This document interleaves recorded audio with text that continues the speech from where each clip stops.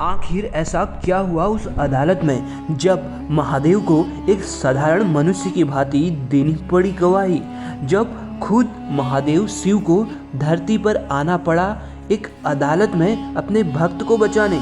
दोस्तों, इस वीडियो को देख आप भी सच्ची श्रद्धा से हर हर महादेव चिल्लाने लगेंगे। दोस्तों, यह सत्य घटना है उत्तर प्रदेश के रहने वाले एक गरीब किसान महेश की। महेश अपने पिताजी के साथ रहता था। उसकी माँ बचपन ही में उसके जन्म के कुछ महीनों बाद दुनिया से चल बसी। दोस्तों, महेश बहुत ही सीधा इंसान था और महादेव शिव का भक्त भी। उसका जीवन यापन उसके खेत पर ही निर्भर करता था। उसके खेत के पास ही एक शिव मंदिर भी था। उसे जब भी अपने काम से फुर्सत मिलती तो वो उस मंदिर में जाकर बैठ जाता और शिव भजन गाया करता था। दोस्तों, महेश के पिता अब बूढ़े हो चले थे तो अक्सर उनकी तबीयत खराब ही रहती थी, परंतु महेश उनकी देखरेख में कोई कमी नहीं छोड़ता। वह अपने पिता से बहुत प्यार करता था। एक दिन जब महेश खेत में काम कर रहा था तो कोई महेश को बताता है कि घर में उसके पिता की तबीयत बहुत ज़्यादा खराब है। वह खेत का काम छोड़कर जल्दी से घर पहुंचा।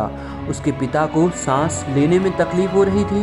वह अपने पिता को तुरंत हॉस्पिटल ले गया, जहां उसके पिता को तुरंत इमरजेंसी में एडमिट करना पड़ा। महेश अब तक अपनी कमाई से जो कुछ भी इकट्ठा कर पाया था वह अपने पिता के इलाज में सब कुछ लगा देता है, परंतु दोस्तों, प्राइवेट हॉस्पिटल के खर्चे तो बहुत होते हैं। महेश अपने पिता को बचाना चाहता था, इसीलिए उसने अपने पास गांव के जमींदार से पैसे उधार ले लिए। रकम ज़्यादा थी पर महेश को उस समय अपने पिता को बचाना था और किस्मत ने साथ दिया।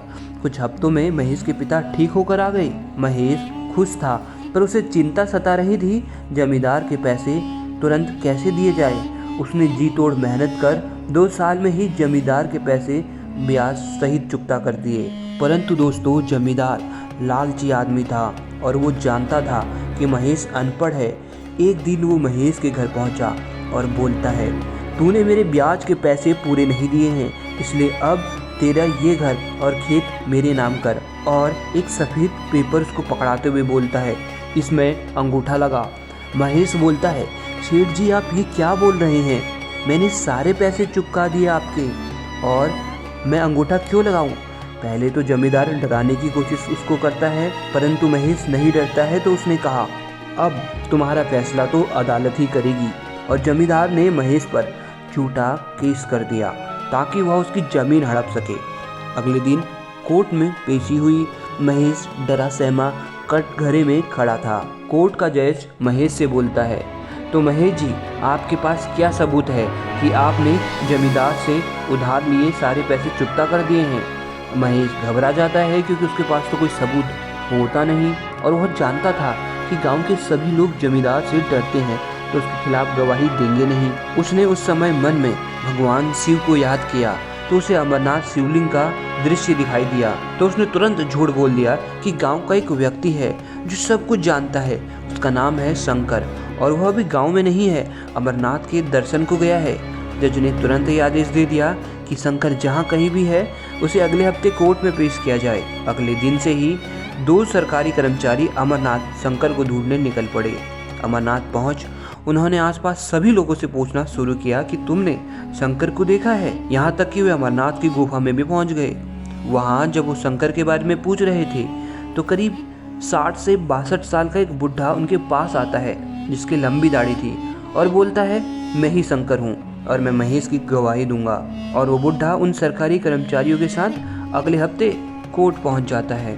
और इधर महेश बहुत ज़्यादा डरा हुआ था कि उसने तो झूठ बोल दिया था।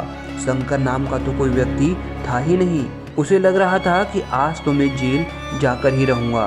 तभी जब कटघरे में शंकर नाम के वह बूढ़ा बाबा खड़ा होता है तो महेश तो मानो आश्चर्य में पड़ जाता है और गांव वाले भी हैरान कि आखिर ये है कौन।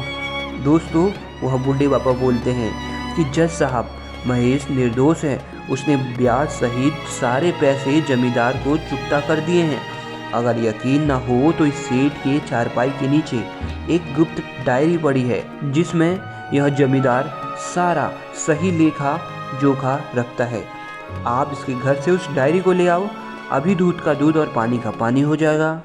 और जज के आदेश पर सरकारी कर्मचारी उस डायरी को अदालत में ले आते हैं और बूढ़े बाबा की बात सही निकलती है तथा उसमें साफ साफ ये हिसाब था कि महेश ने सेठ के सारे पैसे चुकता कर दिए हैं। उधर जमींदार सेठ को जैसे मानो सांप सूंघ गया हो और सेठ अभी भी ये सोच में पड़ा था कि आखिर इस बूढ़े बाबा को वह गुप्त जानकारी जो सिर्फ उसी यानी सेठ जमींदार को ही पता थी कैसे पता चली। तो वहीं महेश अब सब समझ चुका था कि यह कोई बूढ़े बाबा नहीं स्वयं भगवान शिव शंकर हैं और उसने अपने दोनों हाथ जोड़ लिए और बस उस बूढ़े बाबा को देखे जा रहा था। दोस्तों, अदालत ने फैसला लिया कि महेश पूरी तरह से निर्दोष है। वह सेठ ने जो धोखा धड़ी की है उसके लिए उसे 5 साल की जेल और महेश पर झूठा आरोप लगाने के जुर्म में सेठ को महेश को वह सारी रकम ब्याज सहित देना पड़ेगा जो महेश ने सेठ को चुकाई थी। तो दोस्तों, देखा आपने भोलेनाथ का चमत्कार। भक्त किसी भी मुसीबत में हो, शिव उसे किसी न किसी रूप में आकर बचा ही लेते हैं। दोस्तों, कमेंट बॉक्स में हर हर महादेव जरूर लिखना।